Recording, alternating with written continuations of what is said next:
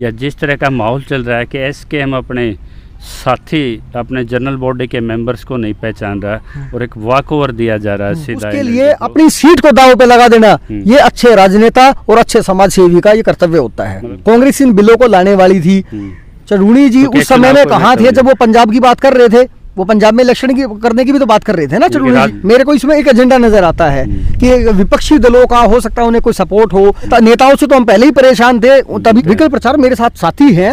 अपने किसान के लिए मजदूर के लिए अक्की बात करने वाला है और किसी राजनीतिक पार्टी से कम से कम में कुछ मैं मानता हूँ कुछ सुधारों की जरूरत है। जो इतनी रैलियां होती है उन रैलियों में कोई निष्कर्ष तो लिख रहे। विकल्प प्रचार ने अपने प्रयासों से किसानों को दिलवाए। तो जब वहाँ का किसान मर जाएगा, जब उठोगे क्या हमारे एसकेएम में? तो अब वो उनको पहचानने कैसे मना कर रहे हैं? एसकेएम का भी दोहरा चरित्र है। तो प्रधानमंत्री जब जो है लखनऊ में रैली कर सकते हैं तो वहाँ कोई बड़ी कॉल नहीं दी जा सकती। नमस्कार, हिंद केसरी न्यूज चैनल के सभी दर्शकों को नमस्कार। ऐलानाबाद के किसानों को हमारे चैनल की जो आवाज़ जा रही है उनके लिए हमारे वीडियो फ्रेम में इनको किसान नेता कहूँ, दलित नेता कहूँ या संविधान बचाओ एक कैंपेन का एक कैंपेनर कहूँ, हमारे बीच में हमारे भाई संदीप शास्त्री, ये वो युवा है जो लगातार 11 महीने तक सभी वर्गों को यानी कि सभी वर्ग और भाईचारे का एक किसान आंदोलन है, उसके लिए इन्होंने बहुत संघर्ष किया है, ज़मीनी आंदोलन से जुड़े हुए हैं। तो ऐलानाबाद के चुनाव पे इनसे कुछ सवाल थे आज पब्लिक की तरफ से, वो हम रख रहे हैं। हाँ जी शास्त्री जी नमस्कार। बहुत बहुत धन्यवाद आपका। कैसा लग रहा है आपको आज कि ऐलानाबाद का एक चुनाव आ गया, तो इसमें आप इसको किस तरह का चुनाव देखते हैं? क्या पुराने राजनीतिक ठर्रे पे लड़ा जाएगा जहां वोटें शराब से, नशे से, पैसे से तय होती थी, या किसान आंदोलन की पृष्ठभूमि में किसान मुद्दे रहेंगे? क्या किसान नेतृत्व की किसानों को पहचान होगी? या जिस तरह का माहौल चल रहा है कि एसकेएम अपने साथी अपने जनरल बॉडी के मेंबर्स को नहीं पहचान रहा और एक वॉक ओवर दिया जा रहा है सीधा एनएलडी को, तो जिस तरह की वहाँ फोर्सें तैनात हैं, जिस तरह का वहाँ पे पैसा फेंका जा रहा है, तो ये कैसा किस पृष्ठभूमि में क्या नजरिया? देखिए, जहाँ तक मैं समझता हूँ इस मुद्दे पर ऐलानाबाद के चुनाव में विशेष तौर पर कि एनएलडी जिससे कि जो है अभय चौटाला जी ने इस्तीफा दिया, पहले इस्तीफा दिया किसानों के लिए, जबकि किसान आंदोलन बदस्तूर जारी है। किसानों की कोई मांग अभी तक मानी नहीं गई है, ना ही एमएसपी पे कोई गारंटी का कानून लिखित में आया है। ऐसे में जो है तो उनका तो चुनाव लड़ने का एजेंडा ही, मैं मानता हूं कि उनका एजेंडा ही गलत है कि जब उन्होंने जो इस्तीफा दे दिया और वो मांगे मानी ही नहीं गई तो आप दोबारा चुनाव करवा कर भारत की जनता और उस खासकर उस क्षेत्र की जनता पर क्यों बोझ डालना चाहते हैं? आप अब एक ही जगह होते और उपचुनाव थोप दिया जाता है। नहीं, ये मैं नहीं खड़ा होता। अगर मेरा व्यक्तिगत मत होता है तो मैं उसमें नहीं खड़ा होता। मैं ये कहता कि कोई किसान प्रतिनिधि उसको आगे भेजा जाए, उसका सपोर्ट किया जाए, उसके लिए अपनी सीट को दांव पे लगा देना ये अच्छे राजनेता और अच्छे समाज सेवी का ये कर्तव्य होता है। मतलब किसान आंदोलन में किसान नेता पैदा करके और उसको आगे निकालना, किसान देखिए इस आंदोलन का जहां तक मैं मानता हूं कि इस आंदोलन ने लोगों को बोलना सिखाया। हमारे जैसे लोग, आप जैसे लोग और बहुत सारे मीडिया चैनल से जो बने अभी सोशल मीडिया के, जिन्होंने जनता की आवाज और जो उसके दिल में उठने वाली जो टीस थी उसको एक पब्लिकली सबके घरों तक पहुंचाने का जो काम करा वो सोशल मीडिया ने किया। इसके लिए मैं आपका धन्यवाद भी देता हूं कि भाई एक आम आदमी की जेब के अंदर खबर पहुंचाने का काम करा, क्योंकि सरकार जो दिखाना चाह रही है वो तो टीवी के माध्यम से अपने एजेंडे दिखाती है। बहुत बड़ा सवाल खड़ा है कि पहले गोदी मीडिया नाम दिया गया, ये इनके सभी चैनलों के ट्रस्ट के मालिक पूंजीपति हो गए और एक थीम और डॉक्टर्ड वर्जन चलने लगे। बिल्कुल सही बात है। उसके बाद यूट्यूब मीडिया, सोशल मीडिया आया। अब यूट्यूब भी जिनके सब्सक्राइबर ज़्यादा है, व्यूवर क्लास ज़्यादा है, आज वो भी एक एजेंडे के तहत, एक थीम के तहत काम कर रहे हैं, यानी कि ये वर्ग भी, सेक्टर भी खतरे में है। देखिए, उसके लिए मैं ये कहना चाहूँगा कि पहले राजनीतिक पार्टियों की बात कर लेते हैं। भाई कांग्रेस विपक्षी पार्टी है, कांग्रेस इन बिलों को लाने वाली थी। पंजाब से आंदोलन पंजाब से उठा और हरियाणा में आज आंदोलन अपने चरम पे है और हरियाणा में हमेशा ही हरियाणा आगे अपना प्रतिनिधित्व दिखाता है। एसकेएम के 40 नेता हैं, उसके कुछ नेता जो हैं वो एक विशेष वर्ग से और एक विशेष पार्टी को सपोर्ट कर रहे हैं बैकडोर से। मुझे ऐसा अंदेजा है। कौन से नेता लग रहे हैं? देखिए, नाम लेना जो है किसी भी पृष्ठभूमि में ठीक नहीं रहता, लेकिन जो है उनकी गाड़ियां अपने आप स्वतः वहां मुड़ जाती हैं। ये तो टिकैत जी कहते थे जफा में। बहुत लोग हैं जिनके अपने व्यक्तिगत मत हैं, अगर एक व्यक्ति का नाम लेंगे तो हो सकता है उसको पॉइंट आउट भी हो। मैं ये कहना चाहता हूँ, प्रकाश चौटाला सीएम के लेफ्ट राइट होते थे, एक सीट से फर्क क्या पड़ रहा था। प्रमोद भाई वहाँ पे। हाँ, हाँ। आज उनको जिलाध्यक्ष बनाया है चडूनी, इसने अपने टिकैत साहब ने, और चडूनी साहब ने ये कहा कि यूनियनों में भी लिए कोई मायने नहीं रखता। यूनियनों की सीट भी हमने बिकते हुए देखा है। यूनियनों की सीट भी हमने बिकते हुए देखा है। आज मैं भी जो है भारतीय सेवा का माध्यम है, जबकि सेवा का माध्यम है। आज मैं भारतीय किसान यूनियन किसान उत्थान में राष्ट्रीय युवा अध्यक्ष के पद पे काम कर रहा हूँ। मैंने यूनियनों में भी लोगों के पदों को जो है बिकते हुए देखा है कि यूनियनों का प्रचार कैसे हुआ। तो चडूनी जी ये कह रहे हैं कि उपचुनाव है, चडूनी जी फर्क नहीं पड़ता। देखिए, चडूनी जी उस समय में कहाँ थे जब वो पंजाब की बात कर रहे थे? वो पंजाब में इलेक्शन की करने की भी तो बात कर रहे थे ना चडूनी जी। राजनीतिक विकल्प देने के लिए 3 बार निष्कासित भी हुए तो और अपने स्टैंड पे कायम भी खुद थे। खड़े, पहले इलेक्शन लड़ भी चुके हैं और राजनीतिक विकल्प की वो बात कर भी चुके हैं। तो इस अवसर को कैसे खो रहे हैं वो? कि देखिए, पता नहीं उनका व्यक्तिगत क्या मत है या पीछे कोई एजेंडा काम कर रहा है। मेरे को इसमें एक एजेंडा नजर आता है कि विपक्षी दलों का हो सकता है उन्हें कोई सपोर्ट हो, मोरल सपोर्ट हो या आर्थिक से कोई सहयोग हो। भी हो सकता है। हाँ, हो सकता है, मोस्ट प्रोबेबली हो सकता है। आम आदमी पार्टी से भी उनके रिलेशन रहे हैं, यदि लेकिन मर रहा है जो गरीब है, कति जो पिछड़ा हुआ, टूटी चप्पल फटी धोती वाला जो किसान है ना, जिसको राजनीति से कोई लेना देना नहीं है, जिसको किसी धर्म से कोई लेना देना नहीं है, किसी जाति से लेना देना नहीं है, जिसने कमा करके अपनी फसल का वाजिब दाम लेने के लिए जो लड़ाई लड़ रहा है, जो चाहता है कि उसकी पूरी फसल बिक जाए, उसके लिए वो लड़ाई लड़ रहा है। और इन बड़े मतलब किसानों ने सफेद हाथी पाल लिए, सफेद हाथी पाल ही लिए ना। राजनीतिक दल खुराक दे सकते हैं। चेहरों का आंदोलन ये नहीं है, ये मुद्दों का आंदोलन है।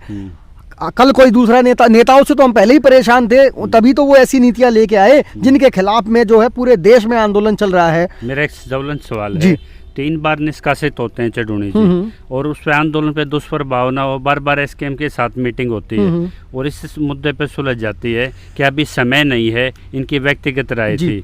यदि वो विचारधारा पे जबान के धनी हैं तो हरियाणा ने उनकी इतनी पहचान दी, इतनी साधतें दी।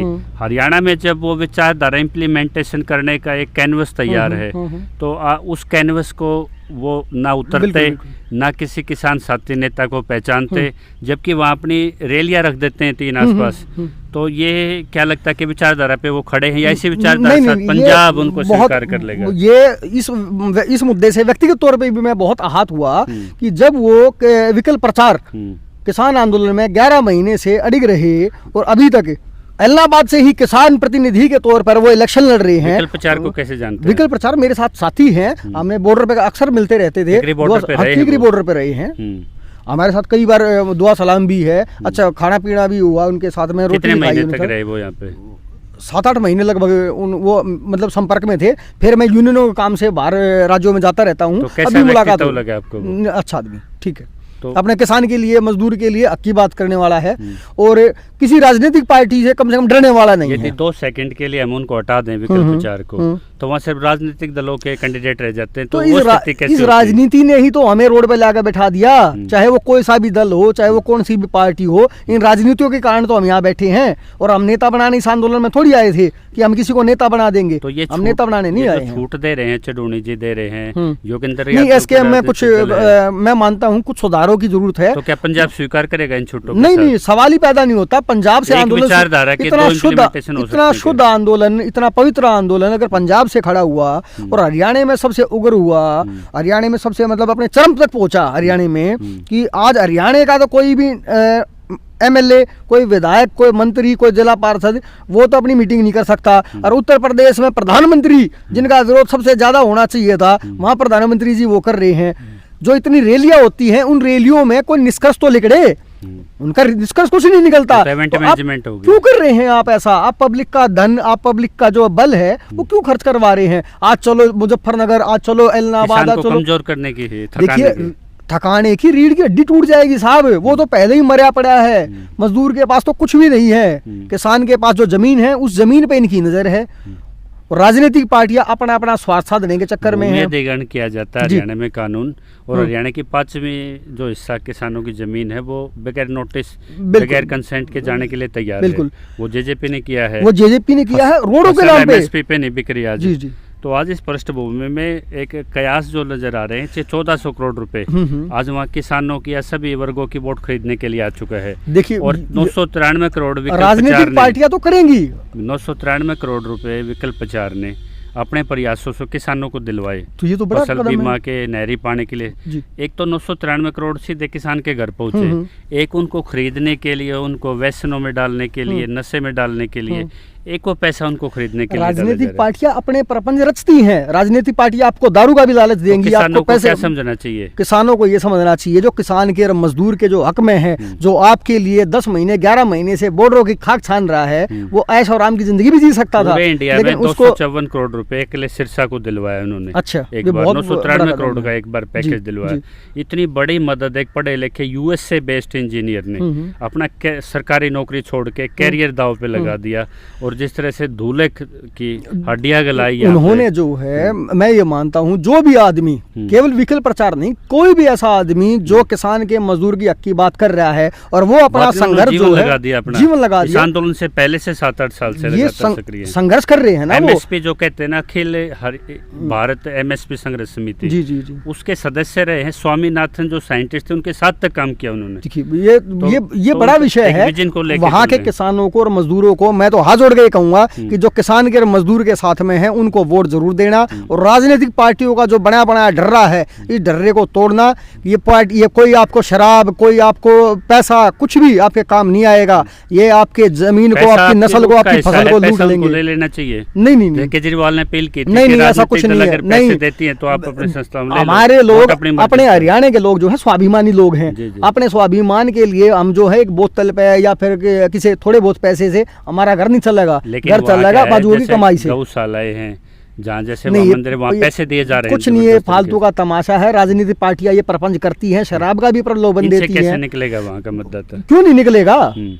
क्यों नहीं निकलेगा? मैं तो आपके ऊपर सवाल ये थोप रहा हूँ, क्यों नहीं निकलना चाहिए? कि जब वहाँ का किसान मर जाएगा, जब किसान मर जाएगा जब उठोगे क्या? कहेंगे हमारे गौशाला को लिया, मैंने इतने दिया, पवन बेनीवाल ने इतनी मदद की, ये हमारे हैं, तो हमारे से उससे कैसे? हमारा कोई नहीं होता है। राजनीतिक पार्टियां को सिर्फ अपना वो एक उनका एजेंडा होता है, उनको अपनी सीट बचानी है, जिसके लिए वो पैसा भी खर्च करेंगे, दाब दोष का भी सहारा लेंगे, प्रशासन भी उनकी मदद करता है।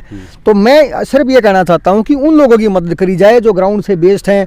मेरा कोई व्यक्तिगत मत तो, मेरा कोई व्यक्तिगत लगाव तो है। के प्रचार में खड़े होंगे? हाँ बिल्कुल,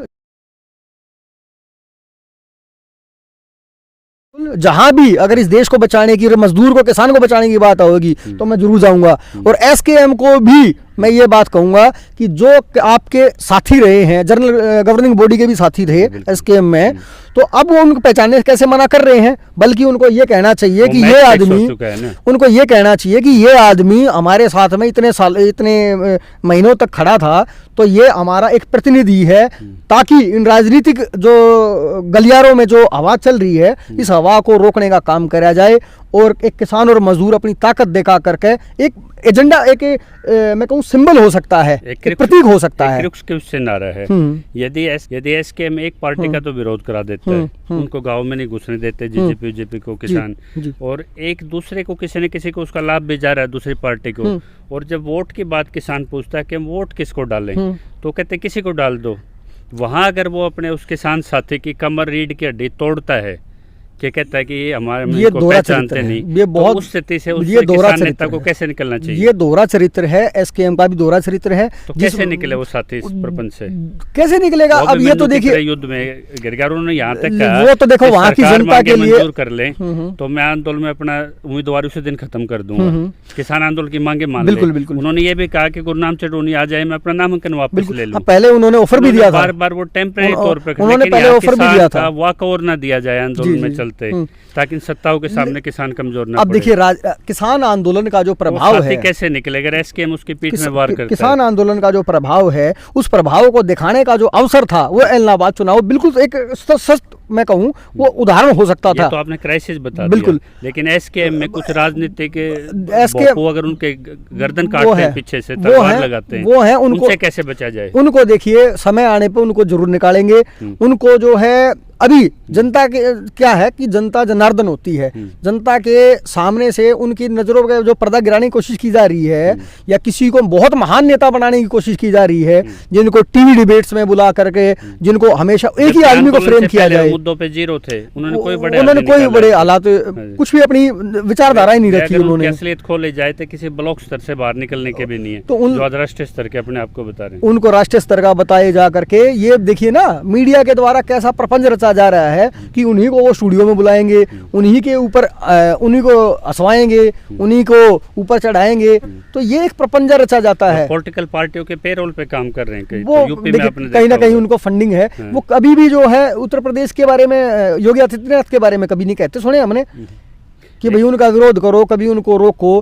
प्रधानमंत्री जब जो है लखनऊ में रैली कर सकते हैं तो वहाँ कोई बड़ी कॉल नहीं दी जा सकती थी क्या कि किसानों और मजदूरों चलो और वहाँ प्रधानमंत्री को काले झंडे दिखाते हैं या हरियाणा जलवाने के लिए है। हरियाणा की मंडियों में लूट है, वहाँ कोई नेता नहीं खड़ा होता। हरियाणा में देखो कितना बड़ा लूट है। अभी बाजरे की खरीद चल रही है और बाजरे का MSP रेट क्या दिया जा रहा है, बहुत ही। और योगेंद्र की सबसे बड़ी बाजरा उत्पादक बेल्ट मंडी में, वहाँ कोई उसका कोई बैठा नहीं। देखिए मैं तो ये बता रहा हूँ कि किसी पे भी पॉइंट आउट करने से अच्छा है कि बहुत थोड़े दिनों में इनके चेहरे से ये नकाब उतर जाएंगे और खरा सोना जो है वो निकल कर आएगा। चुनाव एक रास्ता हो सकता है, मैं ये मानता हूँ चुनाव एक रास्ता हो सकता है। एक निचले स्तर के आदमी को भी उस सीट तक जाने का चाहे तो पैर की धूल को सर पे बिठा सकती है। वो कहते हैं सर की चीज को उठा के पैर में मिला सकती है। तो एक पृष्ठभूमि पे मैं एक सवाल ये पूछता हूँ, तो बीजेपी ने टिकट दी वो उस परिवार को दी जिसके गीतिका शर्मा बलात्कार कांड में हाथ थे। उमा भारती ने खुद विरोध किया था, आधा बीजेपी का शीर्ष नेतृत्व खड़ा हो गया था कि जो दागदार पृष्ठभूमि हम उसको नहीं लेंगे। आज उसी के 400 करोड़ रुपए खुले इन्वेस्ट है, मेरा गाड़ी ले जाओ, मेरा घोड़ा ले जाओ, सरपंचों के थ्रू मैनेज किया जा रहा है।